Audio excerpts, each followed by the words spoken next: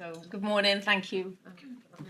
I'm Alex, and as Gillian said, I have stepped in at the last minute, so I apologise, there is no slides and I am going to be reading my notes a little bit. I'm the Director of Skills and Workforce at the UK Semiconductor Centre, and it is really an honour that my first public presentation on behalf of UKSC is here at the inaugural Women in TechWorks Engineering Intelligently Conference in this fantastic space. But I must admit, I hadn't anticipated my first call-up being last week when I was knee-deep in mud in Cardiff Castle, waiting for Pete Tong and his Ibiza Classic. And I don't tell you this to share my embarrassing music taste, and certainly not to boast about the Welsh weather, but it was a bit of a full circle moment for me, because for the first 25 years of my life, I really believed my career was going to be in the creative industries. Art, music, theatre, that was my passion. And engineering, well, I could not possibly do that. I was one of the statistics. I was one of those young people that, if any of you are familiar with the UCL Aspires project, which is the only, I think, longitudinal study looking at STEM engagement, believes that the pervasive dominant association with cleverness and masculinity make young people feel that science is not for me. Even very high attaining students, but particularly women, worry they might not be clever enough to continue with science, and particularly physics. Over time, many young women who continue with the physics progressively downplay their femininity in order to better fit the masculine image and culture of the sector. So therefore, the irony is not lost on me, and this ability to stand in front of you on behalf of the National UK Semiconductor Centre is a real privilege, and I'm so proud to be able to talk about maximising opportunities, the importance of diversity, because I am one of the statistics that can prove there isn't a single linear pathway. Our career really looks like what we thought it was going to, and there really is a place for all of us because our skills are transferable. So we know gender diversity issues start early, but pipeline issues cannot take all the blame. And we're starting to see a distinct and positive shift in the numbers. Programmes like the UKESF Girls into Electronics, which I know Madeira is going to talk about, has grown to support over 1,500 girls. Strathclyde University has an Engineering Future for Girls engineering programme, which engages hundreds. And these are just two initiatives. We've seen huge positive stats from UCAS. In 2025, there were 4,215 acceptances from UK students onto EEE degree programmes, which is a 29% increase from 2020. And for female students, there were 540 acceptances, which is a 64% increase, but we were starting from a very, very low base. It was perhaps the Lovelace report, which Gillian has also mentioned, so apologies if I'm repeating some of the stats, in 2025 that really shone a light on the harsh reality of what this means, not just from a moral point of view, but from an economic point of view. 40 to 60,000 women exit roles in the UK tech and digital sector. Some leave the industry altogether, others move in search of progression that their current employer just has failed to deliver. But either way, the cost is vast. So the churn of women moving through roles costs between 640 million and 1.3 billion annually. Those exiting the industry entirely take with them 1.4 to 2.2 billion in lost economic value. So combined, that is 2 billion to 3.5 billion every year vanishing from a sector that urgently needs every skilled hand on deck. So the Engineering Council, again, reported an increase of females on their register. It went up from 5.9% in 2018 to 8.2% in 2024. But the average age of males leaving the register is 60 to 64, whereas for women, it's 44. So we acknowledge the importance of continuing the inflow, but as Gillian said, we have to plug the holes in the leaky pipeline, and we can't overlook the importance of retention, reskilling, and returning to work. 5 years ago, the Semiconductor Skills and Workforce conversation was a very quiet one. I remember being in the first DSIT Semiconductor Skills Group meeting and saying, we need national coordination, student incentives, increase in diversity, high quality, high profile campaign. And all of that, I'm so delighted to say, is now fully in train. Gillian always jokes the skills has now become like shark infested waters. But I prefer to see that explosion of interest as a warm tide.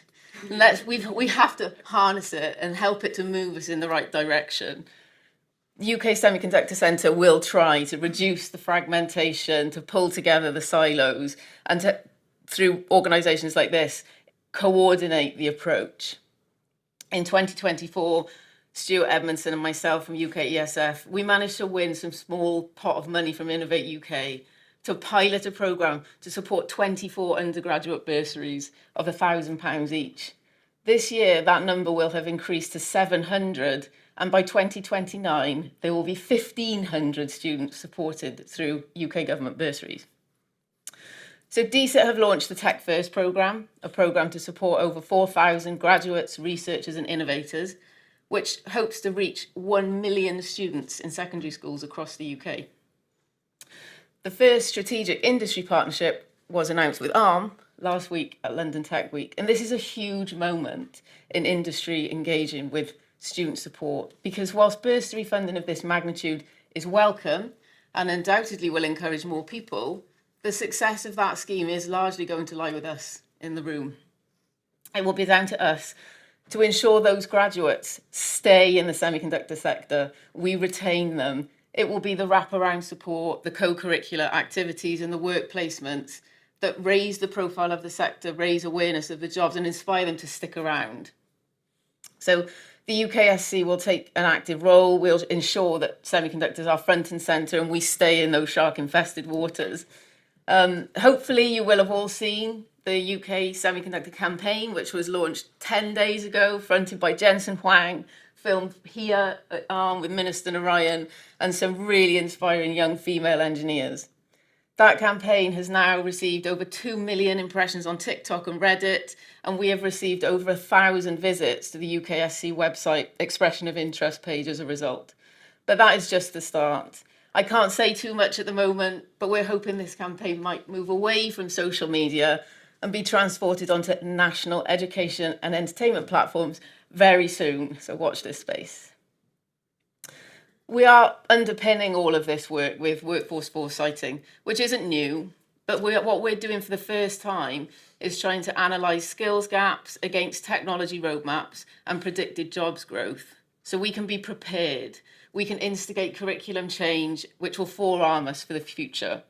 We'll work closely with Skills England, DFE and devolved equivalents to make sure that terms like chip design, semiconductors, electronics feature on national skills databases instead of, as they do at the moment, falling under the catch-all banner of electrical engineering.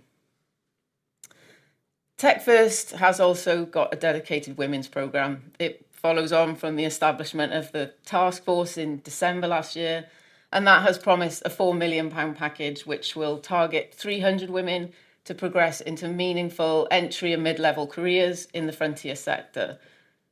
The programme is hopeful that it will reduce the cost burden on SMEs, helping them to participate in digital economy and emerging tech that would otherwise be inaccessible due to recruitment and training costs.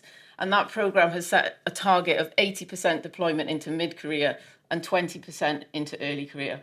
It's very early stage. I think the tender has just gone out, but we will be watching closely and we'll be supporting and hoping to translate this national programme into action by providing evidence and guidance, and hopefully Women in TechWorks will be alongside us on that journey.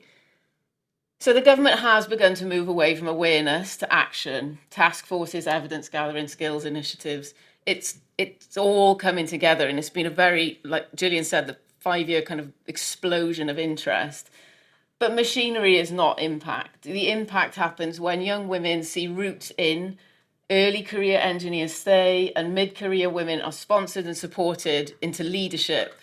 And when employers measure progression as seriously as they measure hiring. It's been a pleasure to be invited onto the Women in TechWorks steering board, and my first action was very much involved with creating the return to work surveys. And I urge you all to find a QR code around the rooms today and complete the questions so we can keep the conversation and the momentum going and look for what's next, workshops, what do we need to do to keep the conversation alive. So to finish, diversity cannot just sit within HR. It has to sit in workforce strategy, investment strategy, technical leadership, and industrial delivery. The next phase is not representation as decoration, but representation as infrastructure.